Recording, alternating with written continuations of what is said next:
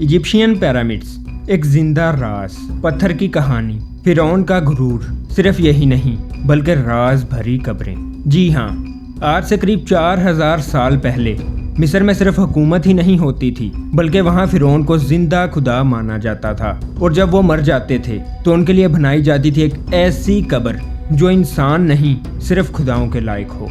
लेकिन ये सिर्फ एक अकीदे का मामला नहीं था बल्कि इसमें छुपा था जिंदा खुदा का तस्वुर, जिंदगी के बाद का अमन और ताकत का शौफ। तो क्या पिरामिड्स महज कब्रें थीं या फिर उनका मकसद कुछ और ही था? इस वीडियो में आप इजिप्शियन पिरामिड्स के बारे में ऐसी अजीबोगरीब बातें सुनेंगे जो आपको इन पिरामिड्स के बारे में एक नए तरीके से सोचने पर मजबूर कर देंगी।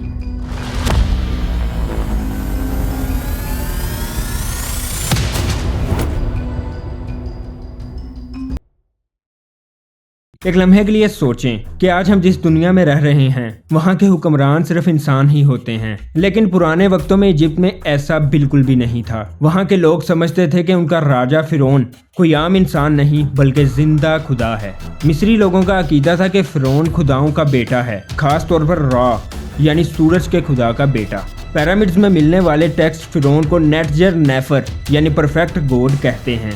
पिरामिड टेक्स्ट में लिखा है कि फिरौन की रूह आसमान में जाकर ओरियंट के तारे से मिलती है। उनका मानना था कि फिरौन की रगों में इंसानी खून नहीं बल्कि आसमानी ताकत दौड़ रही है। इसलिए फिरौन की हर बात, फिर चाहे वो कोई फैसला हो, हुक्म हो या सिर्फ एक लफ्ज़, लोगों के लिए ये खुदा का पैगाम होता था। वो समझते थे कि सिर्फ फिरौन ही उनकी दुआ कबूल करवा सकता है। और जब फिरौन मर जाता तो लोग समझते थे कि वो अपने असल घर यानी आसमान में खुदाओं के पास वापस जा रहा है। उस सफ़र के लिए ज़रूरत थी एक खास जगह की, एक ऐसी जगह जो सिर्फ खुदाओं के सफ़र के लिए बनी हो, और इसलिए ये पिरामिड्स बनाए गए। मिस्र के लोग एक अजीब बात पर यकीन रखते थे।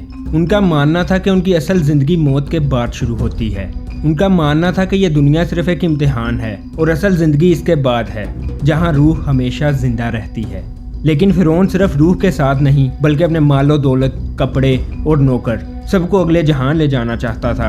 यही वजह है कि वहां फिरौन के साथ साथ जिंदा लोगों को भी दफनाया जाता था ताकि वो अगले जहां में जाकर उसकी खिदमत कर सकें। सिर्फ यही नहीं बल्कि आर्कियोलॉजिस्ट ने पिरामिड में फिरौन के साथ साथ उसके खास खाने, प्याले और सोने के ताज भी पाए हैं ताकि वो अगले जहां में मज़े से रह सके। मिस्री अकीदे के मुताबिक जब इंसान मरता है तो उसकी रूह एक सफ़र करती है जहां वो जजमेंट हॉल में जाता है। वहां उसका दिल तोला जाता है। अगर दिल साफ हो तो रूह को आरू यानी जन्नत मिलती है, और अगर दिल बोझल हो तो उसे अजाब दिया जाता है।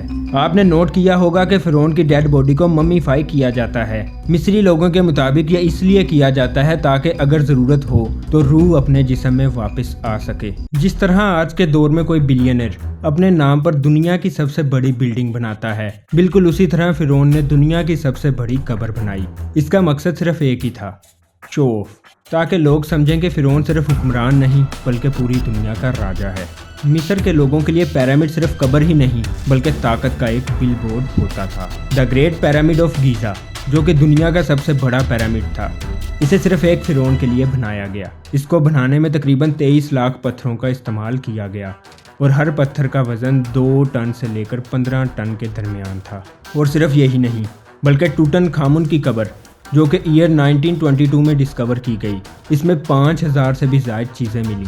फॉर एग्जांपल प्योर गोल्ड के मास्क, ज्वेलरी और वेपन्स वगैरह। रीसेंट एक्सकवेशन से ये पता चलता है कि पिरामिड्स बनाने वाले लोग स्लेव्स नहीं बल्कि मजदूर थे, और उनके लिए सिटीज़, हॉस्पिटल्स और फूड सिस्टम्स भी बनाए गए थे। इस वीडियो में आपने देखा कि इजिप्शियन पिरामिड सिर्फ पत्थर का ढेर नहीं बल्कि फिरौन की सोच, ताकत और अकीदे का निशान थे।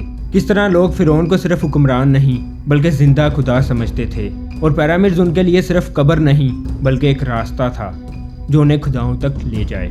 ये बात हमें ये सोचने पर मजबूर करती है कि अगर इंसान इतना कुछ सिर्फ मरने के बाद के लिए करता है तो उसका जिंदा रहने का मकसद कितना गहरा होगा। अगली एपिसोड में आप जानेंगे कि ये पिरामिड्स आखिर बनाए कैसे गए, और वो भी उस दौर में जब ना तो कोई मशीन थी, ना सीमेंट और ना ही कोई मॉडर्न साइंस। आपके नज़दीक पिरामिड्स बनाने की सबसे शॉकिंग वजह क्या थी? अपनी राय का इजहार कमेंट सेक्शन में करें। मेरी मुलाकात होगी आपसे ऐसी ही एक और इंटरेस्टिंग वीडियो में। तब तक के लिए अल्लाह हाफिज़।